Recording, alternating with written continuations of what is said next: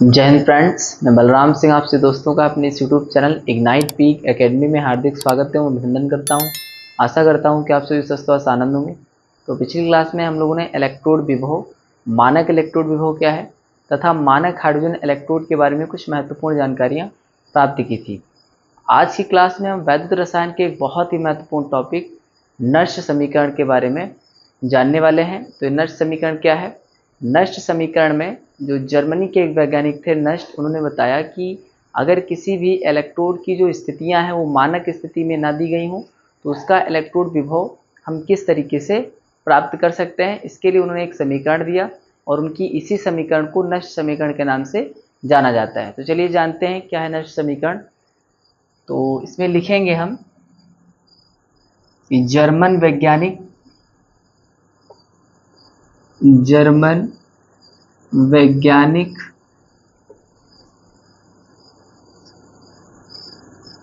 नष्ट, कहीं पे आपको निर्नष्ट भी लिखा नजर आएगा तो आप नर्स या निर्नष्ट कुछ भी लिख सकते हैं, दोनों ही वर्ड जो है वो सेम है। नष्ट, जर्मन वैज्ञानिक नर्स्ट ने किसी इलेक्ट्रोड के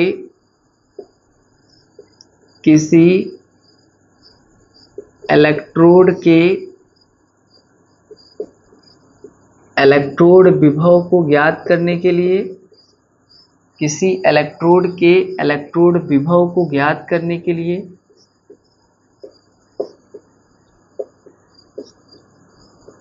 इलेक्ट्रोड विभव को ज्ञात करने के लिए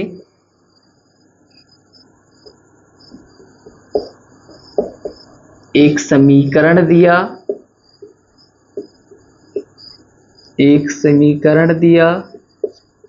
जिसे नष्ट समीकरण कहा जाता है, जिसे नष्ट समीकरण कहते हैं, जिसे नष्ट समीकरण कहते हैं।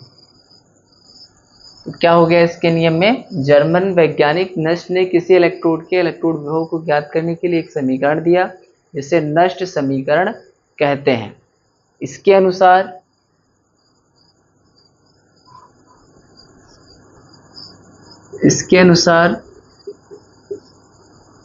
अब इसका जो फार्मूला होता है उसे हम नोट डाउन करेंगे कि नष्ट इक्वेशन क्या होती है। तो नष्ट इक्वेशन में कहा गया कि जो किसी भी सेल का या किसी भी इलेक्ट्रोड का जो इलेक्ट्रोड विभव होता है उसे हम निकालने के लिए इस समीकरण का प्रयोग कर सकते हैं। RT/NF log बेस में E M/Mn प्लस, जहां अगर हम लिखना चाहें, जहां M क्या है, जहां M बराबर ये धातु आयन है, M क्या है, ये धातु आयन है, तथा Mn प्लस क्या है, ये धातु आयन की सांद्रता है। या M को आप केवल धातु भी लिख सकते हैं, कोई दिक्कत नहीं, M फॉर मेटल। और Mn प्लस क्या है, धातु आयन की सांद्रता। Mn प्लस क्या है, धातु आयन की सांद्रता। फिर इसमें अगर हम log E को log 10 के रूप में लिखें, log बेस में 10 के रूप में लिखें, यानी इसी फार्मूले को अगर और ज़्यादा क्लासिफाइड करें और ज़्यादा विस्तृत लेवल पे ले जाएं तो ये आपका बन जाएगा E = E degree minus 2.303 RT/NF। यहाँ पे हो जाएगा log बेस में 10 M/Mn प्लस। इस M/Mn प्लस को कहीं कहीं पे आपको ये लिखा नजर आएगा, इसको आप इस तरीके से भी लिख सकते हैं कि reduction state upon oxidation state, यानी अपचयित अवस्था अपॉन ऑक्सीकृत अवस्था, या इसको आप इस तरीके से भी नोट डाउन कर सकते हैं। अब यहाँ पे जो log E था बेस में, इसको log बेस में 10 चेंज करने के लिए जब इसको लॉग बेस में 10 चेंज किया गया तो इसके इनटू में क्या गया 2.303। अब अगर न्यूमेरिकल में हमको इस फार्मूले का उपयोग करना हो, ये आपका नष्ट समीकरण है, अगर न्यूमेरिकल में समीकरण का प्रयोग करना पड़े तो यहाँ पे R की वैल्यू आपको रखनी पड़ेगी। R गैस नियतांक है, 8.31 इसकी वैल्यू होती है। T टेम्परेचर है, परम ताप है, डिग्री सेंटीग्रेड में होगा तो इसमें 273 ऐड करेंगे। N इलेक्ट्रॉनों की संख्या है और F फैराडे नियतांक है। अगर इन सब में हम R की वैल्यू, T की वैल्यू, F की वैल्यू रख दें, यानी अगर हम यहाँ लिख दें यदि R बराबर 8.31 जूल बटे मोल केल्विन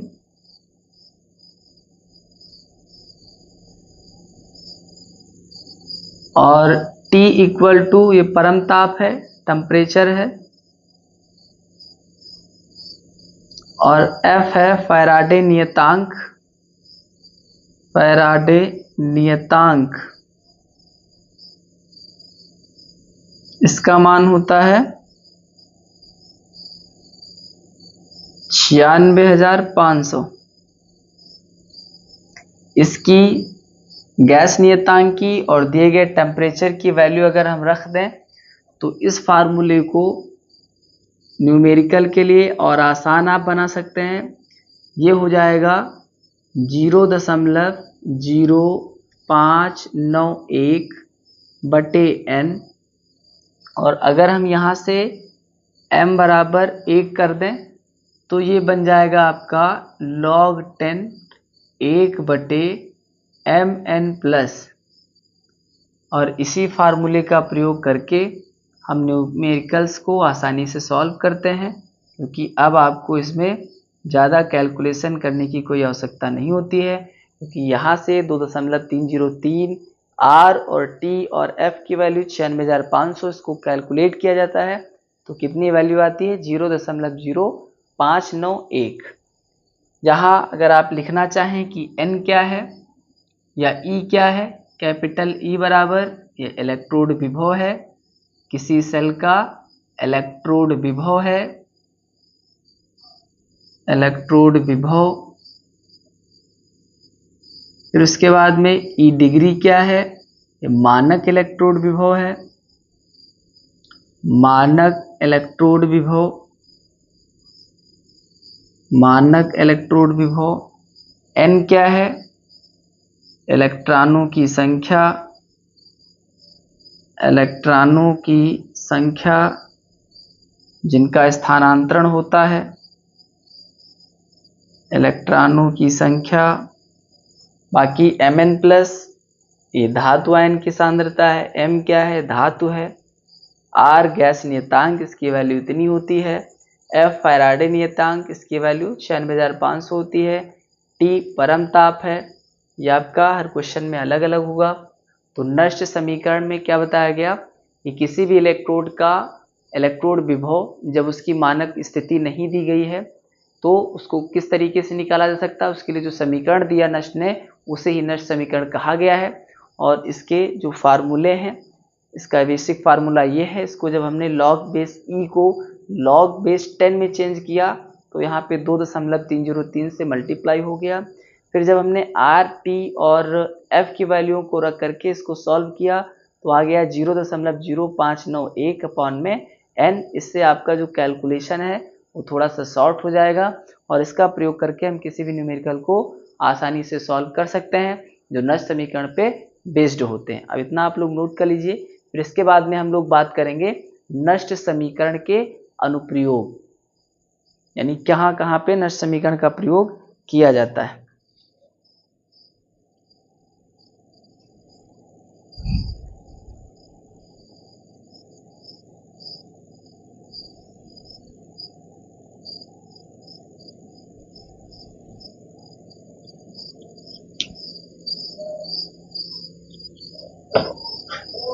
तो अब हम लोग बात करेंगे नष्ट समीकरण के अनुप्रयोग।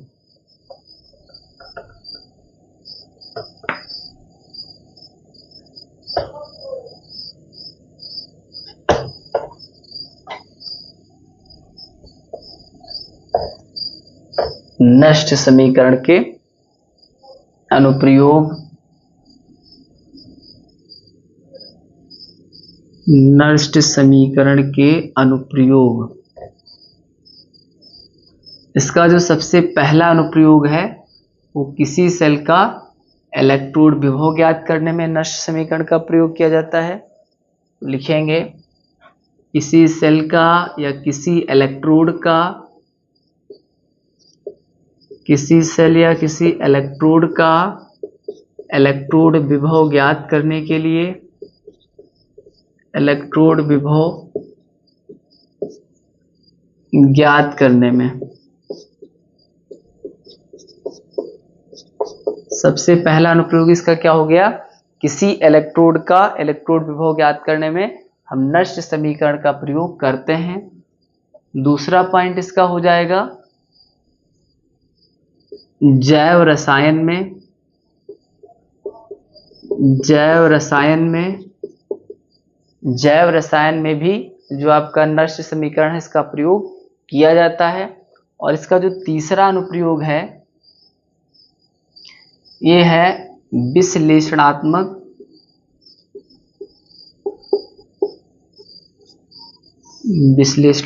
रसायन में। विश्लेषणात्मक रसायन में भी जो आपका नष्ट समीकरण है इसका प्रयोग किया जाता है। और चौथा इसका अगर हम लिखना चाहें अनुप्रयोग तो ये लिखेंगे कि पीएच मान के निर्धारण में, या पीएच मान, पदार्थों के पीएच मान ज्ञात करने में, ये भी आप लिख सकते हैं। पदार्थों के पीएच मान के निर्धारण में, पदार्थों के पीएच मान के निर्धारण में। यानी नष्ट समीकरण का जो पहला अनुप्रयोग है वो किसी सेल या किसी इलेक्ट्रोड का इलेक्ट्रोड विभव ज्ञात करने में, दूसरा जैव रसायन में भी इसका प्रयोग होता है, और तीसरा विश्लेषणात्मक रसायन में भी नष्ट समीकरण का प्रयोग किया जाता है।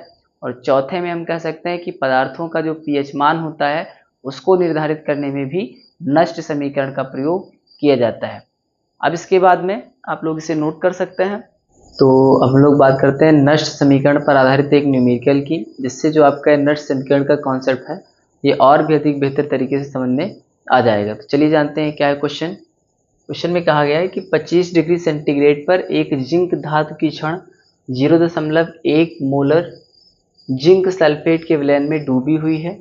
इलेक्ट्रोड अभिक्रिया लिखिए तथा इस ताप पर इलेक्ट्रोड विभव की गणना कीजिए। तो सबसे पहले इस क्वेश्चन में जो कुछ भी दिया गया है इसको आपको नोट करना है। यानी इस क्वेश्चन में जो टेम्परेचर है वो दिया गया है 25 डिग्री सेंटीग्रेड, और इसको जब हम केल्विन में चेंज करेंगे तो ये आएगा T = 25 + 273, और ये हो जाएगा 538 और 7 2 9 और 2, यानी 298 केल्विन टी की वैल्यू आएगी।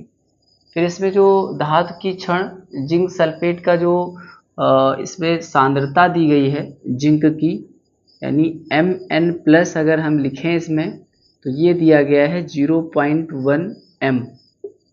ये जिंक सल्फेट की सांद्रता दी गई है, जिंक विलयन की सांद्रता दी गई है।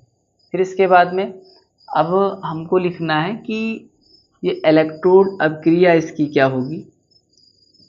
इलेक्ट्रोड अभिक्रिया,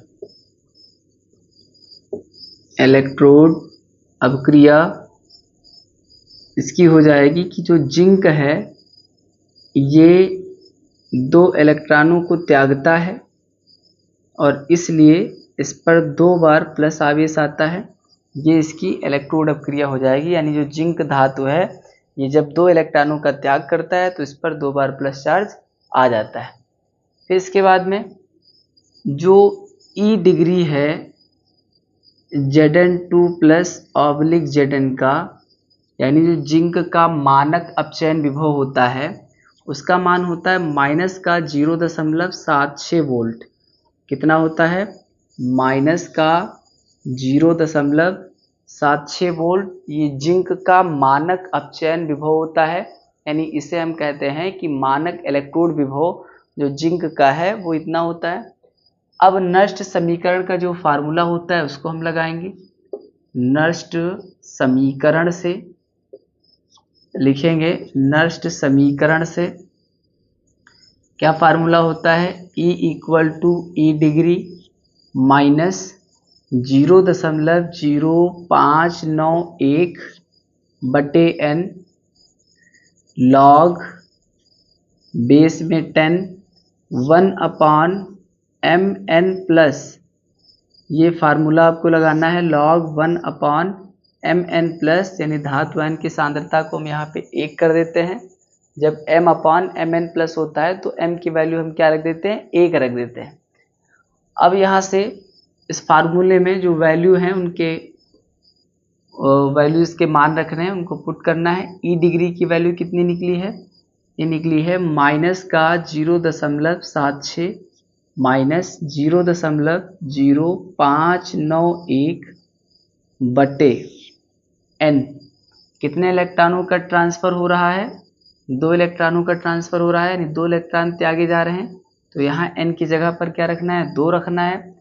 फिर log 10 1/mn प्लस की वैल्यू कितनी दी गई है, mn प्लस की वैल्यू दी गई है 0.1, कितनी दी गई है 0.1। इस पॉइंट को हटाएंगे तो ऊपर एक 0 बढ़ जाएगा, यानी ये हो जाएगा E इक्वल टू माइनस का 0.76 माइनस 0.0591 अपॉन 2, और यहाँ पे हो जाएगा log 10।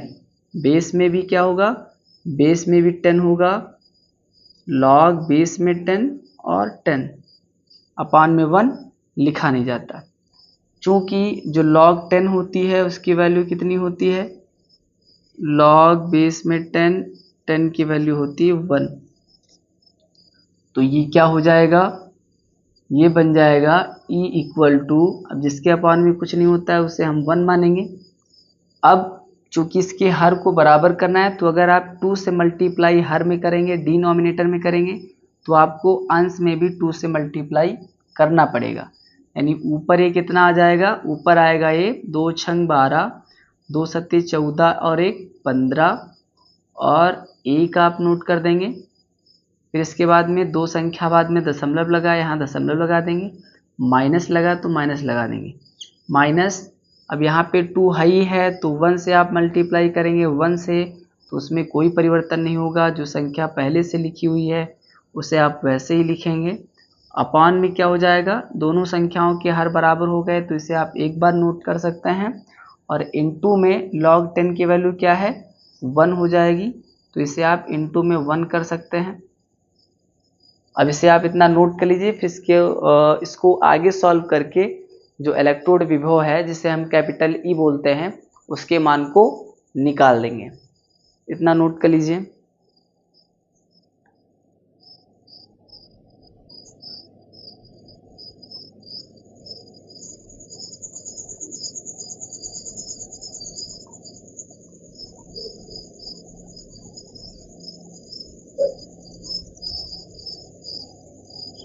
अब माइनस का 1.52 को माइनस के 0.0591 से क्या करना है, जोड़ देना है।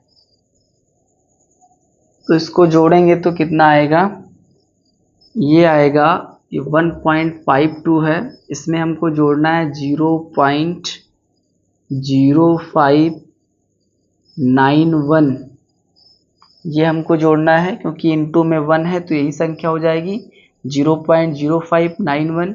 यहाँ पे कुछ नहीं है तो हम 2 0 मान सकते हैं, माइनस माइनस दोनों में लगा है तो जुड़ जाएगा, साइन माइनस का ही लगेगा, तो ये आएगा 1, ये हो जाएगा 9, ये हो जाएगा 5 to 7, ये हो जाएगा 5, ये हो जाएगा 1, यानी ये कितना आएगा, ये आएगा 1.5791। अपॉन में क्या है, अपॉन में 2 है, तो इसे हम लिखेंगे, इसे हम लिख देंगे 1.5791 माइनस का 1.5791 अपॉन 2 ई इक्वल टू क्या आएगा? ई इक्वल टू आएगा माइनस का 1.5791। अब इसको 2 से डिवाइड करना है। 2 से डिवाइड करने के लिए यहाँ पे देखेंगे 2 2 4 संख्या बाद दशमलव लगा हुआ है, तो इसके दशमलव को अगर हम हटाएंगे तो नीचे 4 जीरो आपको बढ़ाना पड़ेगा, क्योंकि 4 संख्या के बाद में दशमलव लगा हुआ था।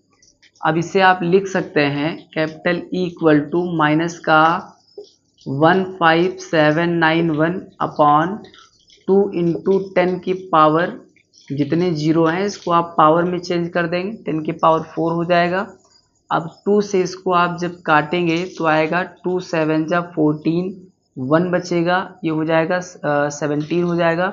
2 8 जा 16 होगा, फिर 1 बचेगा। 2 9 जा 18 होगा, 1 बचेगा, 11 हो गया। 2 5 जा 10, फिर 1 बचेगा, पॉइंट लगाएंगे, 2 5 जा 10, यानी इसे हम लिखेंगे ई इक्वल टू माइनस का 7895.5 इंटू 10 की पावर, ये पावर अपॉन में प्लस में है, अपॉन के ऊपर जाएगी तो ये माइनस की हो जाएगी।